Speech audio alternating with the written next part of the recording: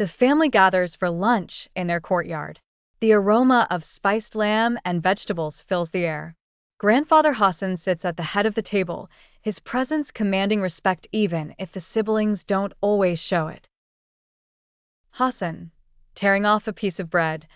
Do you know the story of the shepherd boy who thought he knew better than the mountains?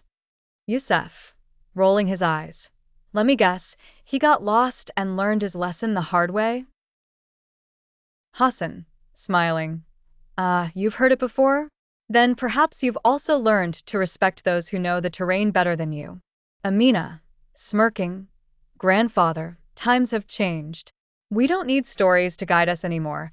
We have plans, data, and strategies. Hassan, raising an eyebrow. Plans without wisdom are like a sail without wind. You'll move, but not in the direction you hope. Samir, muttering.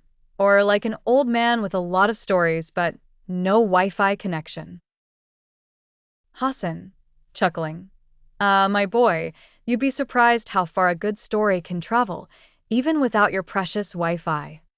The siblings laugh, brushing off his words, but Hassan's eyes twinkle with the patience of someone who knows their time for lessons will come. After the investor meeting, Amina calls her siblings, pacing outside the cafe in frustration. Amina, on the phone, she didn't even care about the numbers.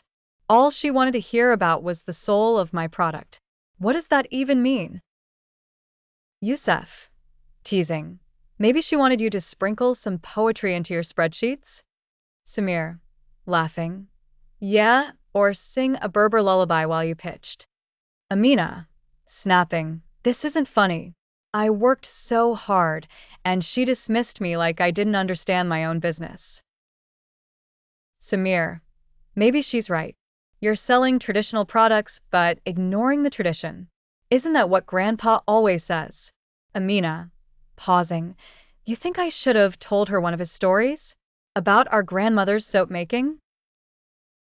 Youssef, might have helped. People like stories. Grandpa seems to know that better than us. Samir returns home after his app presentation, slamming the door. He finds Hassan in the courtyard, tending to a small herb garden. Hassan, without looking up, when the earth rejects a seed, the fault is not with the soil, but the one who planted it. Samir, sighing. Grandpa, I don't have time for riddles right now. Hassan, leaning on his cane. It's not a riddle, Samir. It's a truth. You rushed, didn't you? Samir, defensive. I didn't have time to test everything. I knew it would work. Hassan, and yet it didn't. Tell me, when you build a house, do you first test the foundation, or do you put on the roof and hope the ground will hold? Samir, grumbling. I get it. I messed up. But technology doesn't wait for slow and steady. Hassan, smiling.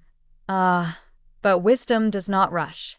The fastest river is also the most dangerous. At the souk, Youssef faces the anger of a farmer whose business he disrupted. Farmer, angrily. You march in here, shouting about justice, but do you even know what we go through? How much it costs to grow these crops? Youssef, defensive. I'm just trying to help. Prices are too high for the poor. Farmer, cutting him off. And if we lower them, who feeds our families? Boy, justice isn't about shouting slogans. It's about understanding all sides of the story. Youssef, hesitant. I didn't think of it that way. Farmer, then think before you act next time. You're young, full of fire, but fire without control burns everything, even those it's meant to warm. That evening, the siblings sit beneath the olive tree with Hassan. He listens intently as they recount their failures, his expression calm but thoughtful. Hassan, the falcon flies high, but it is the earth that feeds it. Each of you has flown without looking back to the ground. Bye.